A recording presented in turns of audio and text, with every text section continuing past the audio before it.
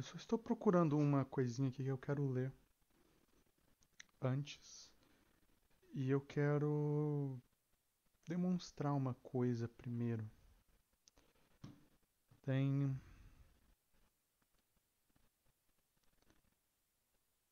histórias não conhecidas de um mundo escondido há muito tempo. Escondido talvez seja uma palavra fraca para o que realmente aconteceu. Não, não foi escondido, não, não, não. O nosso mundo é composto de muitos mundos, culturais, religiosos, humanos. E esses muitos mundos se constroem em uma representação própria, pois para essa representação existir é a prova de que nós somos e de que nós fomos e do que nós podemos ser. Não apenas como indivíduos ou grupo, mas como crescimento. E não, eu não estou falando de um processo metafísico. Apesar das palavras serem vagas, eu quero tocar no coração. Não, não só no coração, eu quero tocar naqueles que escutem o que eu estou a falar, porque é importante. Eu quero que se construa uma realidade diferente.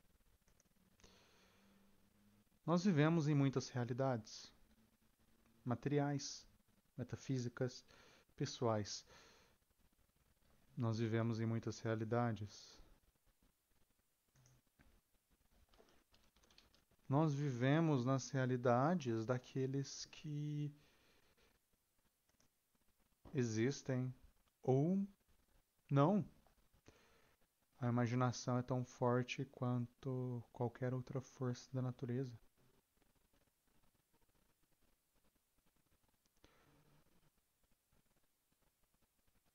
Eu só quero entender uma coisa. Eu só quero puxar uma coisa mais profunda para si.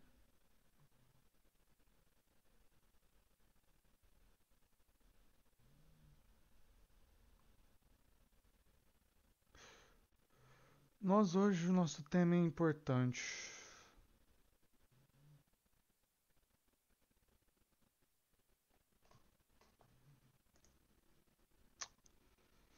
Eu tenho que...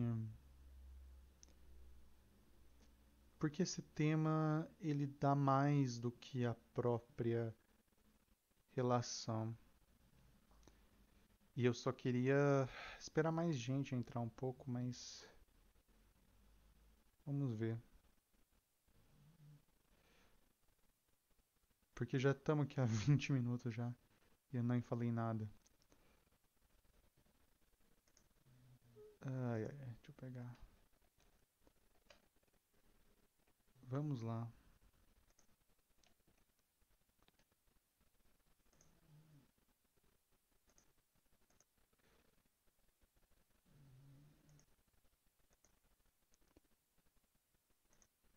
Cadê?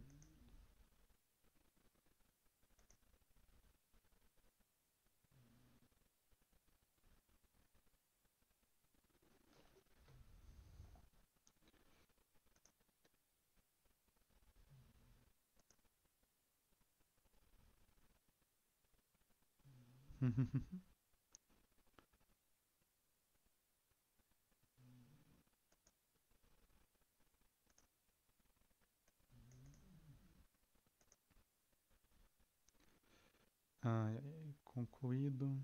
Deixa-me ver.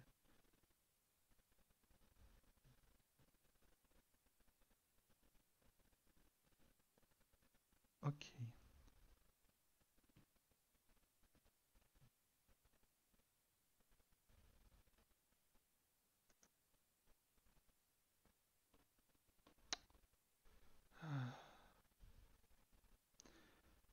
Olá, todos esquentaram.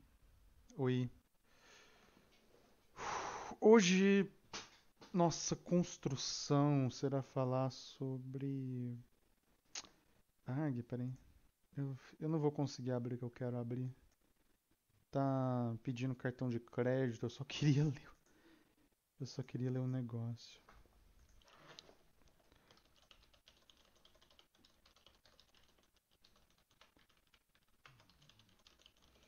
Eu só queria ler um negócio. Hum,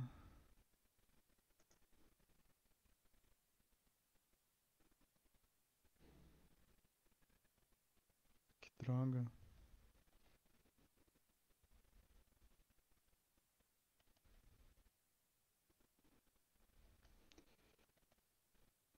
Tudo agora é colocado por trás de um paywall. Tudo. Até mesmo contos antigos, culturais, aliás, principalmente contos culturais. Porque se reconectar com a cultura de uma pessoa, seja ela qual for, se torna uma procura por fantasmas quase. Se é que essa cultura existe.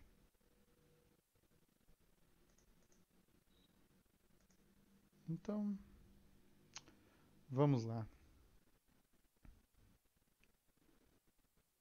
Eu vou pegar aqui.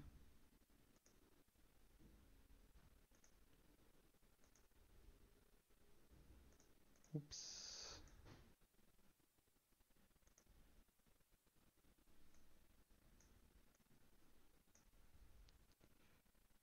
Isso aqui tem que vir aqui para trás.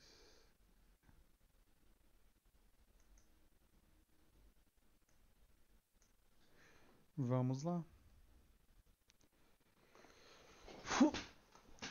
Vamos lá, vamos lá. Olá, todo mundo. Quem tá aí? Dê um oi, se puder.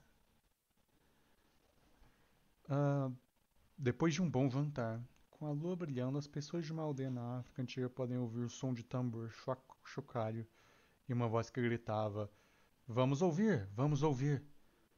Estes foram os sons do griote, o contador de histórias. Quando eles ouviram o chamado, as crianças sabiam que estavam indo para ouvir uma história maravilhosa, com música e dança e música. Talvez hoje a história seria sobre a Nancy, a aranha. Todo mundo adorava a Nancy. A Nancy podia tecer as teias mais bonitas. Ele foi quem ensinou o povo de Gana como tecer o pano de lama bonito. A Nancy teve uma boa esposa, filhos fortes e muitos amigos. Ele entrou em muita confusão, usou sua inteligência e poder do humor de escapar. Houve outras histórias que o povo gostava de ouvir, mais e mais. Algumas histórias eram sobre a história da tribo, algumas eram grandes guerras e batalhas, algumas eram sobre a vida cotidiana. Não havia mais linguagem escrita na África antiga. Os narradores acompanham a história dos seis povos. Havia geralmente um contador de histórias por aldeia. Se uma vila tentava roubar um contador de histórias de outra aldeia, era motivo de guerra. Os contadores de histórias foram importantes. Os griotes não eram pessoas que podiam contar uma história. Qualquer um poderia gritar: Vamos ouvir, vamos ouvir. Mas os griotes eram os oficiais contadores de histórias. O griote da aldeia não tem que trabalhar nos campos. Sua tarefa era contar histórias. 1000 anos mais tarde, novas histórias, novos triunfos, novas aventuras estão sendo informados pela aldeia, pelos griotes. Anansi. Anansi, ou Anansi, era uma lenda africana, conta interesse do mundo antigo. Não havia histórias, e por isso viver aqui era muito triste.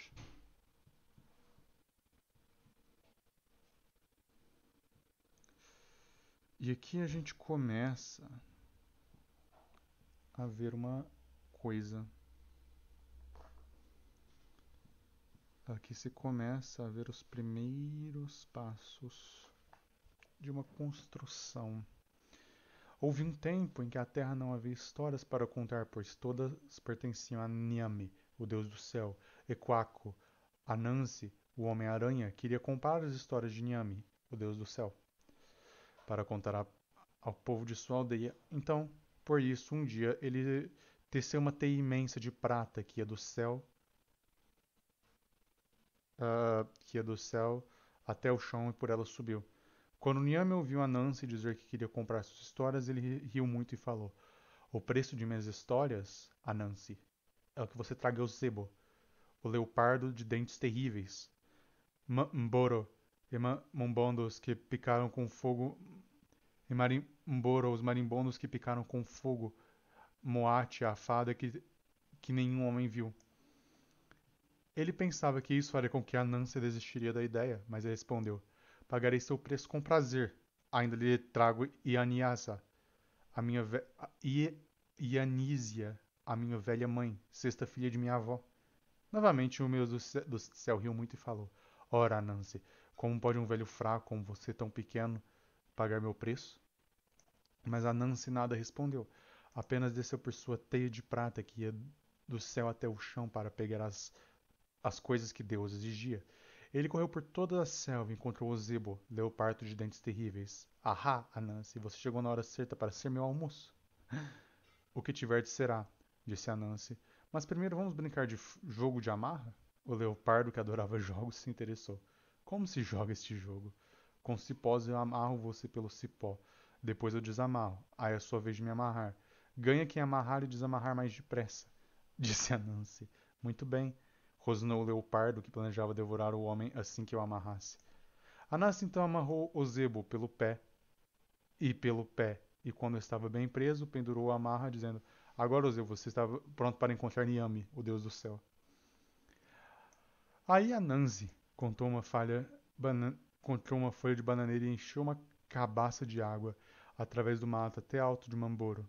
Lá colocou a folha de bananeira sobre sua cabeça e derramou um pouco de água sobre si e sobre a casa de Mamboro, dizendo: Está chovendo, chovendo, vocês não gostariam de entrar na minha cabeça para que a chuva não estragasse suas asas? Muito obrigado, zumbiu os marimbondos, entrando para fazer a cabeça de Anansi. Tampou rapidamente. O Homem-Aranha então pendurou-me na cabaça na árvore junto de Ocebo, dizendo: Agora, Mboro, você está pronto para conversar com Niame, o Deus do céu. Depois ele esculpiu uma boneca de madeira, cobriu de cola de cabeça aos pés, colocou os pés de flamboyante onde as fadas costumavam dançar. À sua frente, colocou uma tigela de inhame assado, amarrou a ponta de um cipó à sua cabeça, foi se esconder atrás de um arbusto próximo, segurando a outra ponta do cipó e esperou. Minutos depois, chegou Moate, a fada que nenhum homem viu. Ela veio dançando, dançando como só as fadas africanas sabem dançar, até os pés do flamboyant. Lá, ela avistou a boneca de gelo inhame. Bebê de borracha, estou com uma tanta fome que poderia dar um pouco de seu inhame? Anásita puxou sua ponta do cipó para que parecesse a boneca dizia assim com a cabeça. A fada então comeu tudo, depois agradeceu. Muito obrigada, bebê de borracha. Mas a boneca nada respondeu. A fada então ameaçou. Bebê de borracha, se você não me respondeu, eu vou te bater. E como a boneca continuasse parada, deu-lhe um tapa, ficando na sua mão presa na sua bochecha cheia de cola. Mais irritada ainda, a fada ameaçou de novo. Bebê de borracha, se você não me responder, eu vou lhe dar outro tapa. E com a boneca continuou parada, deu-lhe um tapa, ficando agora com as duas mãos presas. Mais irritada ainda, a fada tentou livrar-se dos pés, mas eles também ficaram presos. A Nancy então saiu de trás do arbusto e carregou a fada até a árvore onde estava o zebra e o Miboro, dizendo: Agora, Mbatia, você está pronta para encontrar Liam, meu Deus do céu. Aí ele foi à casa de Anísia, sua velha mãe, sexta filha de sua avó, e disse: Anísia, venha comigo. Vou dar-lhe a Niam em troca de suas histórias. Depois ele ofereceu uma imensa teia de prata para voltar de leopardo de volta ao leopardo manipulando da fada e uma outra que é do chão até o céu. Ela subiu carregando tesouros até os pés do trono de Niame. Ave Niame, disse ele. Aqui está o preço que você pede por suas histórias. O zebo, o leopardo de dentes terríveis, Miboro, os marimbondos que picam com fogo, e Moatia, a fada que nenhum homem viu. Ainda assim trouxe Yanísia, minha velha mãe, sexta filha de minha avó. Niame ficou maravilhado e chamou todos de sua corte, dizendo: O pequeno Anansi trouxe que- o preço por minhas histórias. De hoje em diante e para sempre, elas pertencem a Anansi e serão chamadas de Histórias do Homem-Aranha. Cantem em seu fervor. Anansi, maravilhado, desceu por sua teia de prata, levando consigo os baús de histórias, até o povo de sua aldeia. Quando ele abriu o baú de histórias, se espalharam pelos 4 cantos do mundo, até chegar aqui. Vamos lá. Isso aqui foi só uma leitura sobre um conto curioso, um conto interessante. É curioso a todos que aqui estão presentes, como a todos que estão aqui presentes, como se constrói a cultura. Aqui nós temos uma construção cultural, uma das primeiras construções culturais. E para chegar no que se quer falar, se deve falar primeiro do que é uma cultura. O que é a cultura? O que se forma a cultura? Eu, eu li a história de Anansi primeiro por um motivo. O motivo é mostrar uma construção cultural não muito conhecida no Brasil, pelo menos. Aqui no Brasil existem muitas culturas, como em todo lugar. Mas o que é uma cultura? O que é a cultura? A cultura são muitas coisas. É o conjunto daquilo que existe para se viver em sociedade. É da história que se conta para as crianças, até mesmo até o que os adultos contam uns para os outros. É das histórias do mundo até o que se come, como se constrói. E, bom, como tudo se forma ou não se forma, isso se forma na cultura humana. Mas a cultura é, fundamentalmente, a sociedade. Uma sociedade e a comunidade. Existem culturas familiares, existem culturas nacionais, existem culturas regionais, mas culturas vêm e vão ou deixam de ir dependendo do que existe ali. O que é a cultura por aí? A cultura são vários traços, é o conjunto de traços humanos. A linguagem,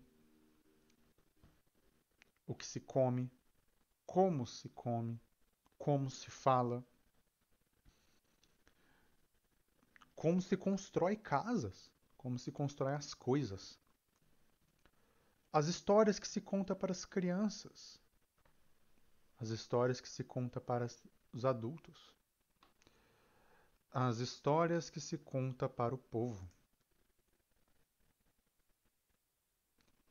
E, bom, todas essas histórias, todas essas culturas, todas essas realidades se juntam e formam o que abrangentemente se chama de cultura. O que abrangentemente se chama de cultura.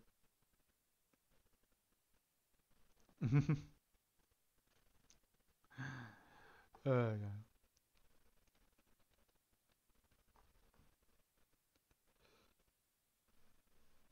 Bom,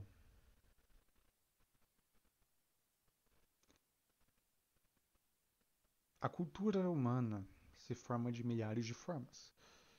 Do shintoísmo japonês ao budismo asiático, ao a construção da própria vida de que se conta. Mas por que isso tudo é importante? Porque a cultura nos conecta. Ela nos conecta com quem nós somos, de onde nós viemos, E ela nos dá ideias de quem, de quando isso aconteceu tudo. E aí que entra a branquitude. Tudo que eu estou falando até hoje, pela construção, é contra, construída por culturas naturais, até se chegar na branquitude. O que é a branquitude? Como eu disse na minha outra live, o branco é criado como uma forma de dividir a população racialmente. O branco é criado para que os servos irlandeses brancos não se juntem aos escravos negros.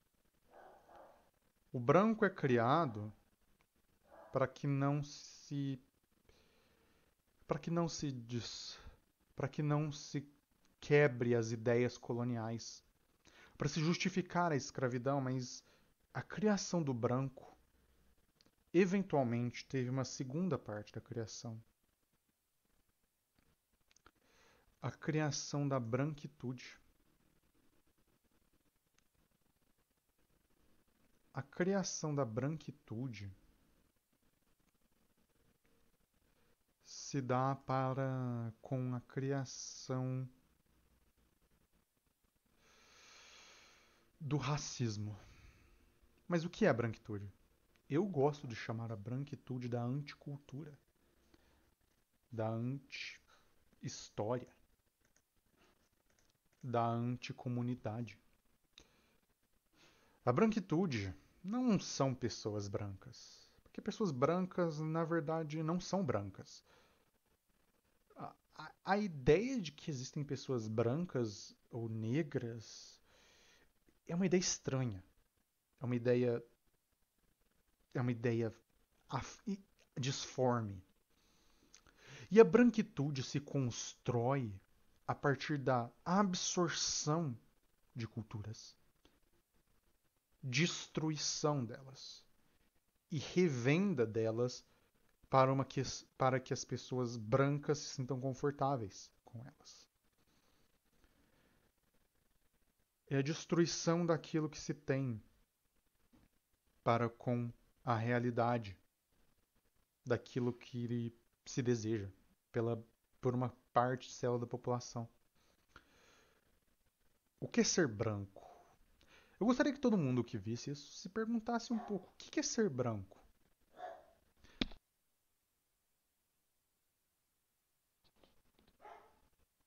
O que é ser branco? Hum? É ter pele clara? Não, não é. É ter olhos azuis? Não, não é. Nada disso é ser branco, não, não, não. O ser branco é uma característica de opressão. E essa opressão é construída através de uma característica fundamentalmente uh, de poder. Por uma característica fundamental do poder. O ser branco é uma relação de poder. Não é uma relação genética, não é uma relação de nada disso. O ser branco é uma relação de poder. E como qualquer relação de poder, ela se coloca acima das outras. Mas a branquitude, mesmo em seu começo, ela tem uma característica curiosa, porque ela vem para destruir a cultura dos outros. Ela se julga a civilização. Logo, o que não é civilizado tem que ser abandonado. Logo, o que não é civilizado tem que ser destruído. Logo, aquilo que não é da civilização branca tem de ser eliminado por quaisquer meios necessários. A civilização é um conceito destrutivo já, mas a branquitude é aquilo que hoje em dia existe para absorver as culturas e puxá-las para si. Eu vou dar um exemplo aqui, bem claro, na verdade. Aqui nós temos o conto do Anansi. Eu dei uma lida. Eu dei uma lida nos contos do Anansi aqui. Então, é um conto bem curto, explicando o que acontece. E a questão aqui, ele é um conto infantil. Você pode ver pelas características dele. Ele é um conto, mas ele também ao mesmo tempo é um conto popular. O que é pequeno e frágil, a aranha, engana um leopardo. Os marimbondos, uma fada, e paga o preço de um deus. Mas vamos ver aqui o conceito. Apropriação cultural. Vamos lá. A apropriação cultural consiste em adotar elementos específicos de outra cultura fora do seu específico contexto e significado. Este assemelhamento pode estar no campo de comportamento, linguagem, da estética, das artes, da música, da religiosidade, da técnica e conhecimento, enfim, de múltiplos aspectos culturais. Isso é curioso, sim, mas isso esquece uma coisa. Oi, Craft. Isso esquece uma questão.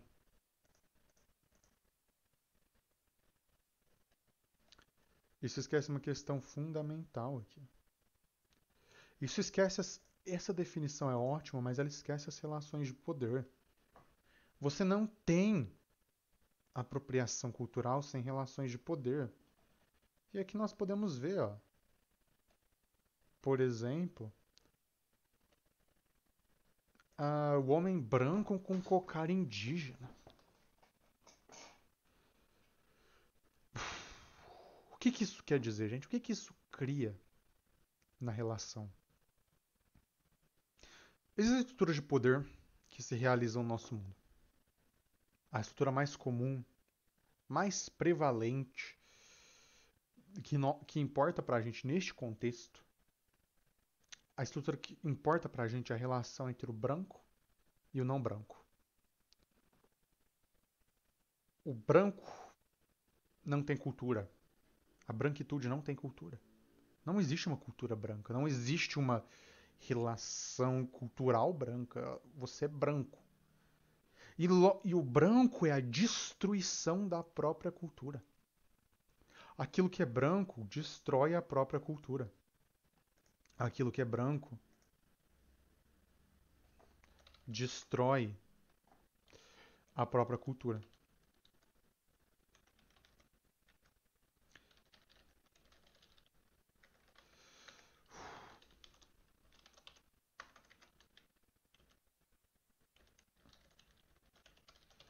O que eu quero dizer com isso?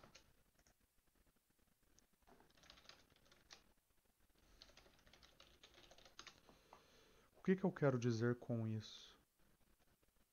O que se constrói no branco? O que é ser branco? O que é ser branco? Não tem uma característica branca, não existe uma cultura branca, não existe uma comida branca. Porque o branquitude é uma relação de raça, mas ela tenta impor uma relação cultural. O que é a comida branca? Não tem. Ela sempre rouba e remove do contexto aquilo que existe. Ela sempre rouba e isso quebra a comunidade das pessoas. A cultura conecta as pessoas através de comunidade, através de entendimentos comuns, através de funções comuns. E aqui, se você for ver aqui nessa pesquisa,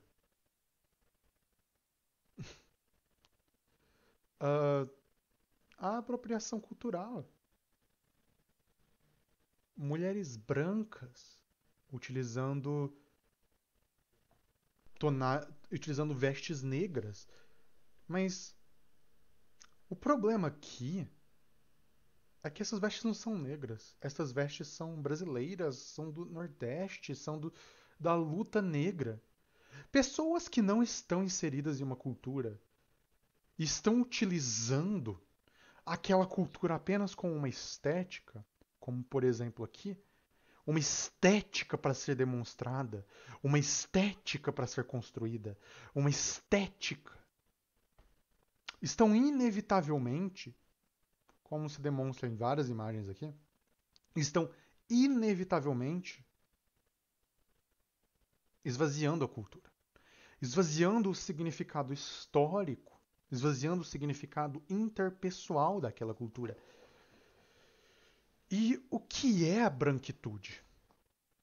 A branquitude é a relação de poder. É a relação de poder de absorver culturas, esvaziar essa cultura e depois vender essa cultura de volta para aqueles que lhes foram retirados. As culturas indígenas foram genocidadas. Genocídio foi aplicado pelas pessoas ali.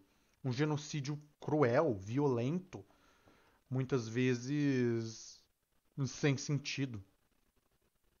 Um genocídio que foi construído forma de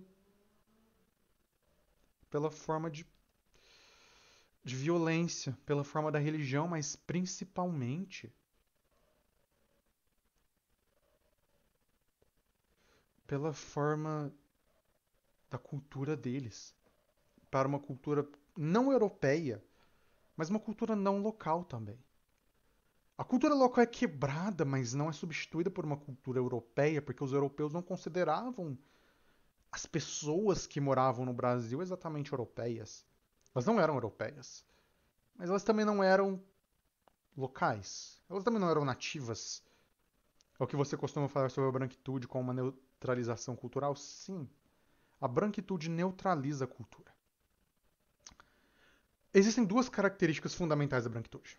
A primeira é a neutralização cultural, mas a segunda é que ela se vende como padrão humano, como o normal humano. Qualquer coisa fora da branquitude se torna étnico. O branco é o normal. O que não é branco é étnico. O branco é o normal. Isso se forma até nas maneiras como se nós pensamos em etnias. A etnia, a etnia se torna étnica apenas quando ela está em comparação com o que não é étnico. Porque qual que é a etnia dos Estados Unidos?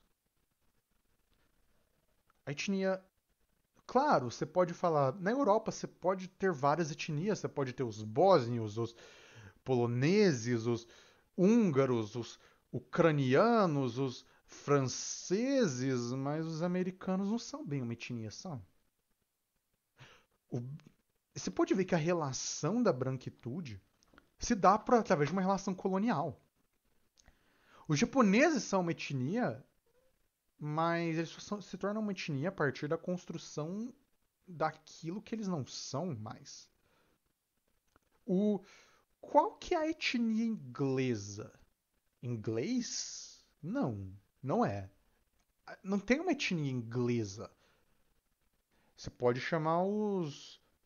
Você pode chamar o pessoal, talvez, o pessoal da Irlanda de étnico, mas você não constrói uma etnia inglesa. Não, você só constrói uma etnia própria. Olá, olá, Loki. Olá. Você não tem uma etnia relacionada. Hum,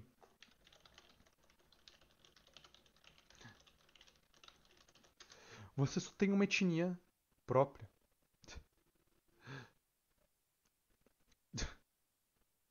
Ah, enfim, vamos lá. O que construiu a branquitude? Os espaços coloniais.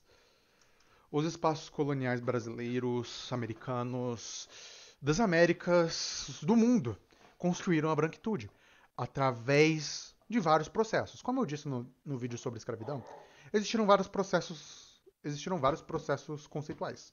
O primeiro processo foi o de racialização. O processo de racialização se torna a partir do processo de aplicação moral de características imutáveis e físicas da pessoa. O processo de racialização é um processo que se criou através da escravidão. A escravidão constrói mais do que a raça, porém, porque ela constrói a necessidade da manutenção dos próprios sistemas. E através da escravidão, eventualmente, sim, começa com os povos judeus. Começa com os povos judeus. E esse processo, o primeiro processo étnico, de criação étnica, foi dos povos judeus, sim. Os povos judeus eles não eram racializados ainda, mas eles eram etnicizados. Tinha os judeus. Mesmo que esses povos judeus tivessem vivido naqueles lugares por centenas de anos, eles eram judeus. Mesmo que eles tivessem a mesma língua, a mesma cultura, muitos dos mesmos costumes, eles eram judeus. Eles eram judeus, eram povos judaicos. Isso é um processo de etnicismo. É um processo etnicista. E o que isso constrói? Isso constrói uma forma própria. Isso constrói uma forma própria da destruição cultural. Porque aquilo que é diferente tem que ser eliminado. Aquilo que é diferente tem que ser apaziguado. Aquilo que é diferente tem que ser removido da existência. O que acontece com a branquitude? A branquitude se forma, historicamente, depois da formação do que é ser branco. O que é ser branco? Ter a pele branca? Não. Ser branco é você ter um conjunto de características.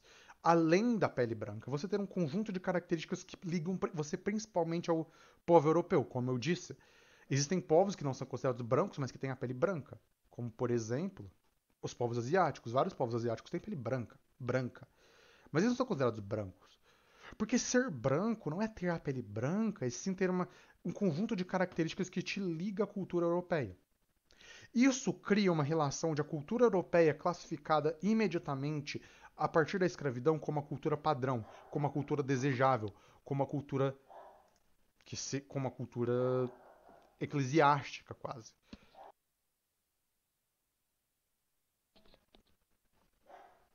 Como uma cultura eclesiástica, como uma cultura praticamente mística, uma cultura fundamentalmente que é uma cultura fundamentalmente para o ser humano. E isso cria eventualmente uma destruição. Porque se a cultura padrão humana é a europeia, então se a cultura padrão humana é a europeia, então qual é a cultura europeia? Qual é a cultura europeia? Se a cultura padrão é a europeia, então qual se torna a europeia? Olá, Leviatã, seja bem-vindo. Então se torna uma relação de poder. A branquitude é a questão de poder, sim. O poder daquilo que existe na Europa e daquilo que existe fora. Através do colonialismo, ele se constrói como poder, como aquilo que existe, como aquilo que é. E como aquilo que é, e como aquilo que é um padrão humano, como aquilo que é o desejável humano, qual se torna a cultura europeia? A branquitude, por sua própria natureza de se tornar uma cultura certa, se torna uma cultura vazia. Houve, então, eventualmente, um processo de esvaziamento da cultura europeia. Porque se eles criam um ideal do que é civilizado. E o problema é, nem as culturas na Europa atingiam o ideal civilizado. Nem as culturas na Europa atingiam esse ideal. Logo, cria-se um processo de esvaziamento cultural. Esvaziamento de sentido, de necessidade, de comunidade. E se esse esvaziamento comunal se torna uma situação impossível, se esse esvaziamento comunal se torna uma situação aonde toda uma população e lentamente esvazia a própria cultura, o que acontece? Uma população sem cultura começa a procurar por algo.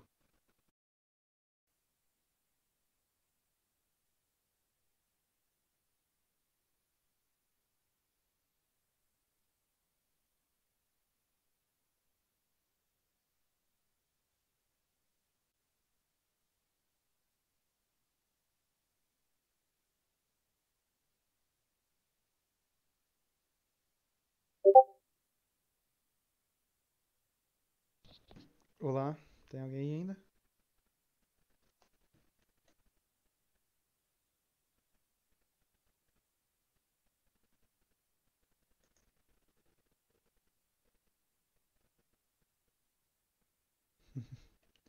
Agora notifica.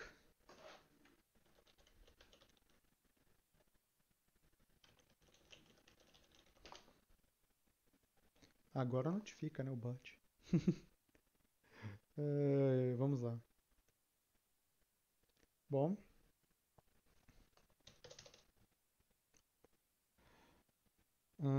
vamos lá. Tem alguém ainda? Deixa eu ver se está a funcionar, né? Qual, as coisas.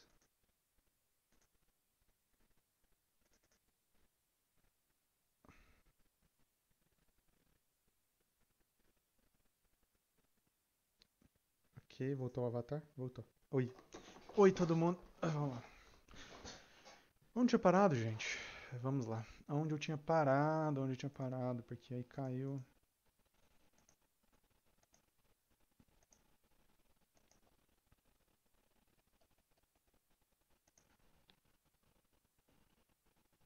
Hum, Deixe-me ver. Peraí que eu perdi tudo aqui. Oi de novo. Oi, Samu. Alguém lembra onde tinha parado? Eu não sei.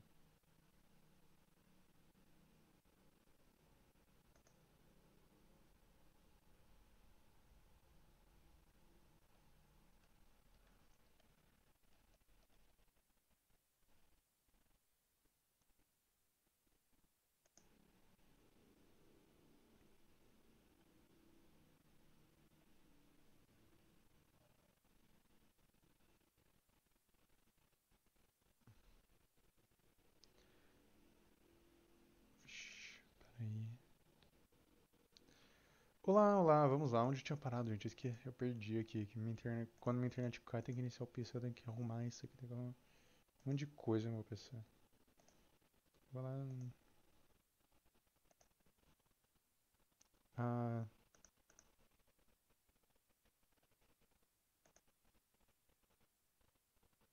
bom.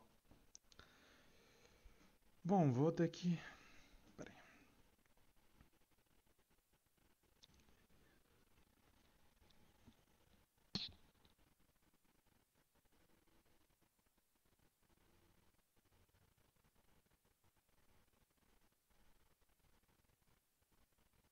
Bom, eu vou ter que ver aqui o que tá acontecendo, então vamos lá. Ah,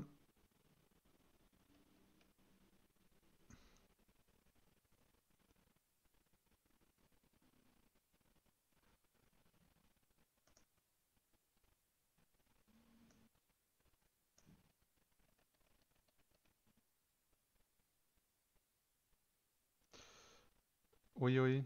Oi, Loki. Bom, alguém sabe, alguém lembra onde eu parei exatamente? Porque, gente, eu perdi a linha aqui, o negócio tá. Eu tive que reiniciar o PC, eu perdi totalmente, tem que. Bom,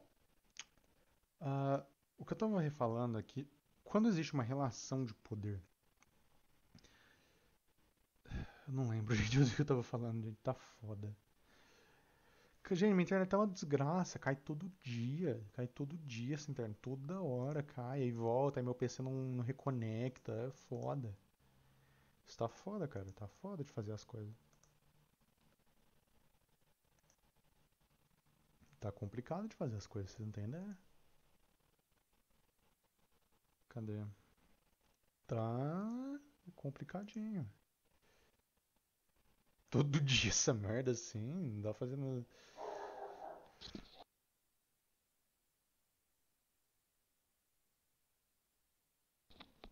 Alô? Bom.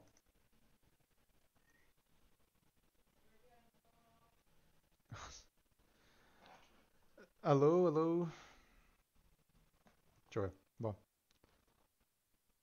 Vamos lá.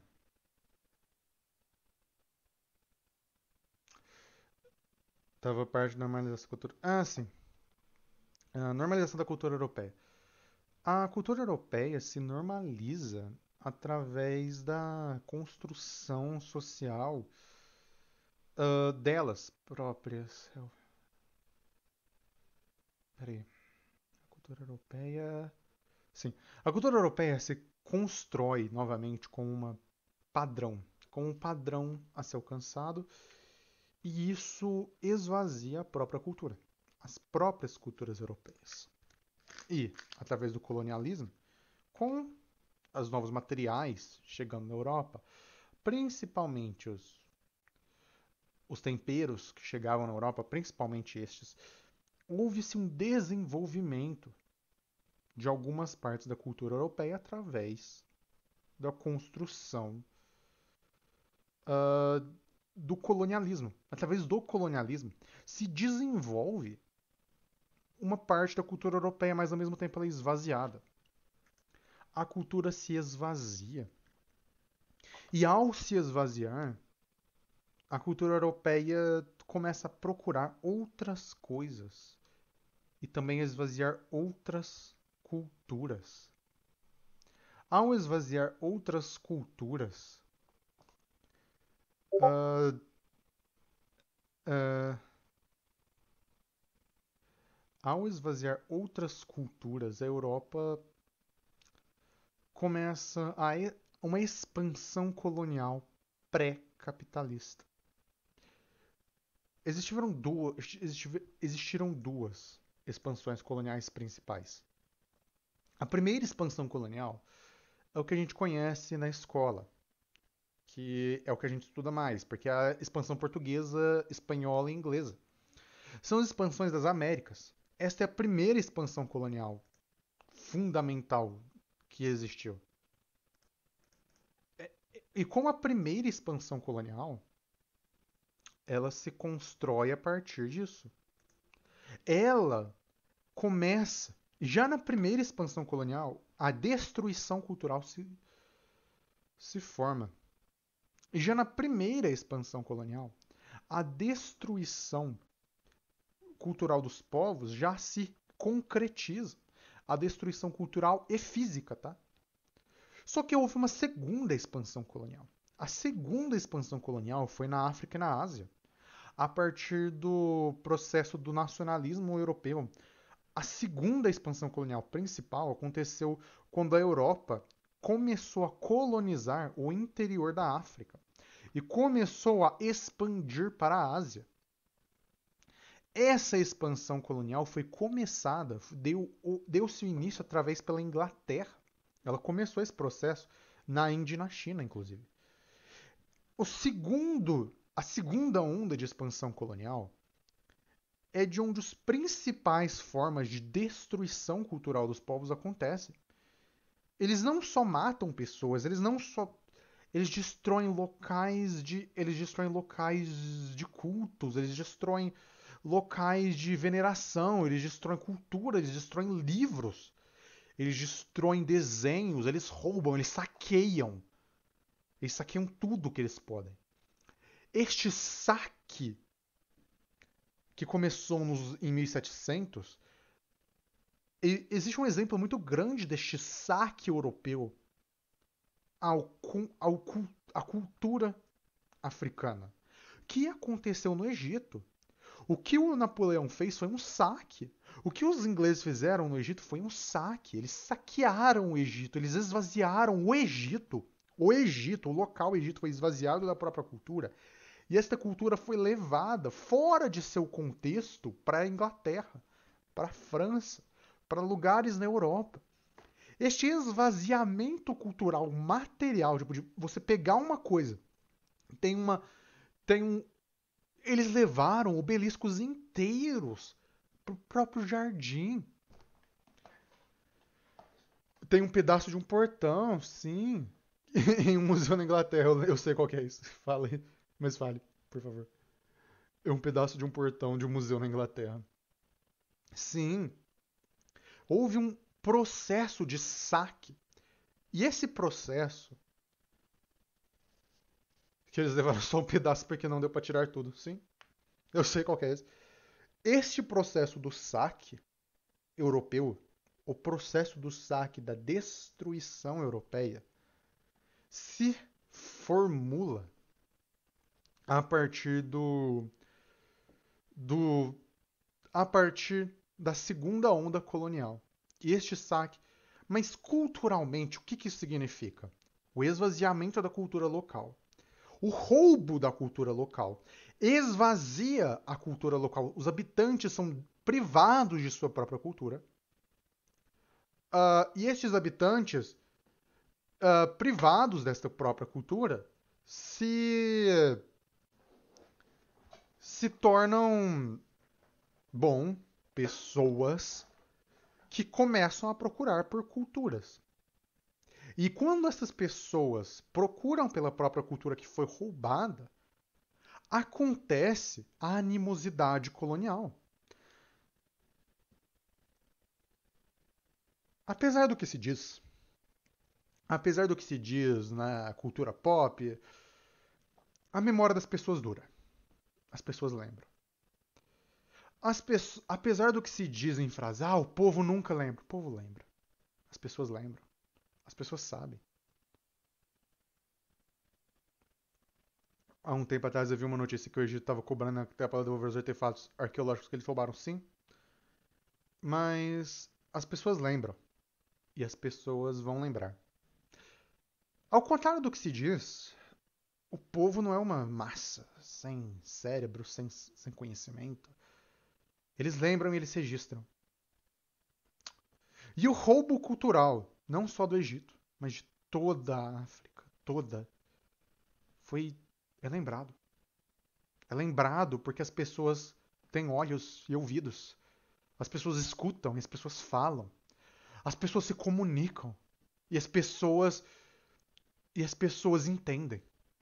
E por se comunicarem, e por verem, e por ouvirem, é claro que se pode ver que o que existia antes foi roubado, destruído, desmantelado. A branquitude rouba a cultura dos outros e revende para elas. Roubar e revender. Isso aconteceu um processo nos Estados Unidos muito engraçado. Engraçado, muito filho da puta mesmo. Que houve um processo lá onde as pessoas indígenas americanas começaram a vender artefatos que eles faziam de formas tradicionais para poder sustentar as suas próprias comunidades. E eles vendiam esses artefatos de bom grado, porque e eles sempre explicavam para as pessoas que compravam o significado dos artefatos. Não eram artefatos vazios. Tinham significados que eram explicados.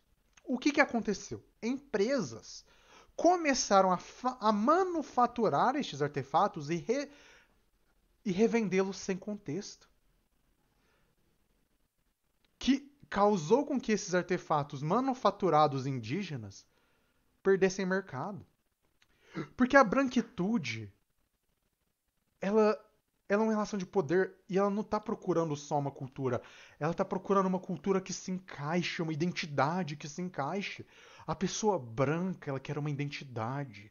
Ela quer algo para se encaixar. Ela quer algo para atingir, para pegar, para poder falar, eu sou isso. Mas a branquitude é a contracultura, não contra a cultura, a branquitude é a anticultura.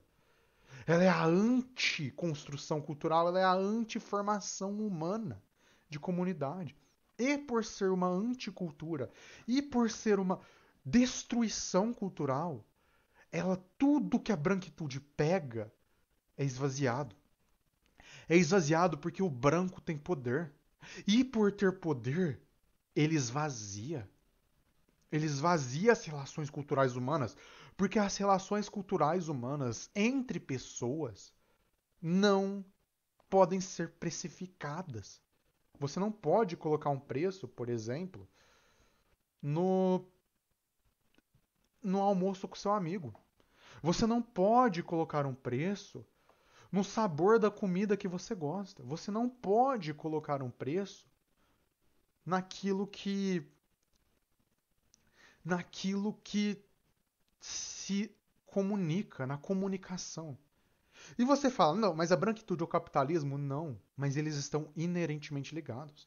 A branquitude é uma relação de poder dentro do capitalismo, mas que ela surge no colonialismo. Ela é uma relação de colonização, de poder, de construção de poder. Não é uma relação puramente capitalista. Não é uma relação puramente capitalista. Nunca foi esta relação puramente capitalista. Porque o esvaziamento se torna apenas uma tentativa de adequar. Esse esvaziamento não é simplesmente capitalista, mas é uma tentativa de adequar o mundo às culturas, às sensibilidades brancas. E sim, às sensibilidades brancas. Não é simplesmente vender também, mas adequar a sensibilidade branca. Por exemplo, você pegar um cocar e esvaziar o seu significado de, de religioso, esvaziar o seu significado social, político e colocar ele para uma sensibilidade branca, como um enfeite. A sensibilidade branca não aceita que algo seja simplesmente um enfeite, que não seja simplesmente um enfeite. Ela não aceita que aquilo tenha um significado que talvez ele não possa usar. Porque a branquitude te coloca numa posição de poder. Te coloca na posição de poder. E te colocando na posição de poder, as pessoas brancas começam a não aceitar que elas não tenham acesso a coisas, porque elas foram ensinadas que elas têm acesso a tudo. Você não pode usar um cocar não porque você é branco, mas porque o cocar tem a pele branca, mas porque você não está inserido na cultura, porque você não está inserido no meio, e principalmente porque você não é parte daquela sociedade, daquela religião, daquele povo. Seria a mesma coisa se alguém, sei lá, o Graeber fala disso quando ele comenta sobre a conceptuação contratualista sobre a disputa do bom selvagem versus barbárie. É para a Europa poder justificar o seu estado de civilização superior. Sim, a barbárie nunca existiu, nunca teve o bom selvagem, a barbárie. Nada disso é verdade. São pessoas. E essas relações pessoais são esvaziadas a partir de uma relação de poder. Quem é branco nasce e cresce aprendendo que eles têm direito a tudo, que eles podem fazer o que quiser quando quiser, inclusive se intrometer na cultura de outro, inclusive roubar a cultura do outro e esvaziá-la de significado. Agora imagine você. Você tá num lugar e aí você vê um cara vestido de padre católico, um padre católico, só que ele não age como um padre católico, ele não tem todo o decoro de um padre católico, e você pergunta pra ele alguma coisa e ele fala: "Não, isso aqui é só uma festa". Mas isso é curioso porque esse exemplo também não funciona bem, que eu tô falando, porque até a religião foi esvaziada.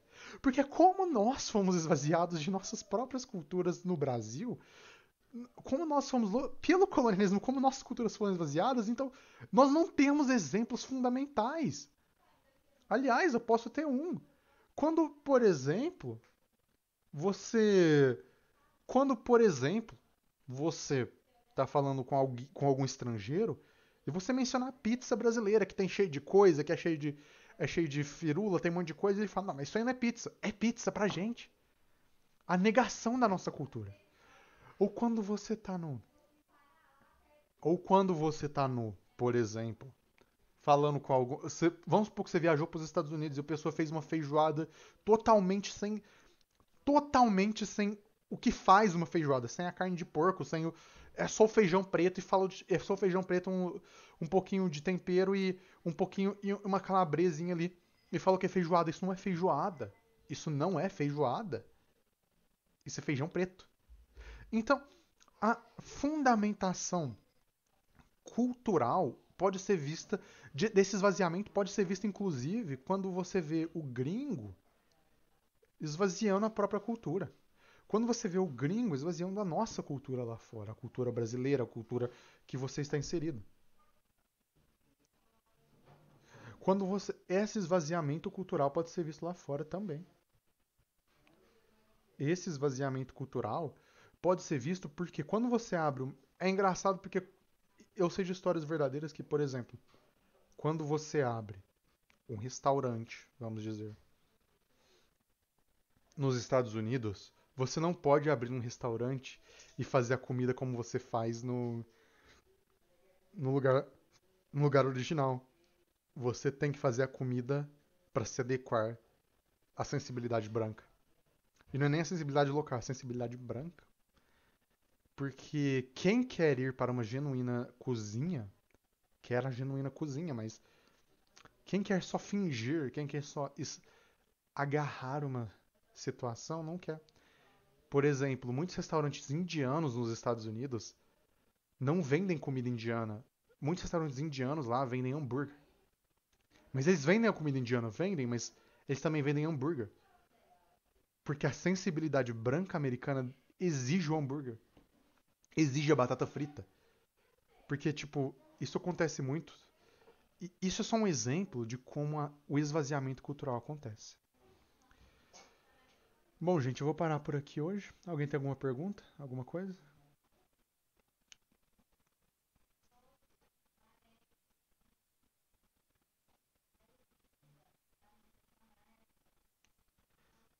Bom, se ninguém tem alguma pergunta, então eu vou. Até mais, pessoal. Até mais, até mais. Me lembra a OST do Avatar. É real. Bom, pessoal, se ninguém tem mais perguntas, até mais. Beijinhos e tchau, tchau. Tchau, tchau, tchau, dancinha.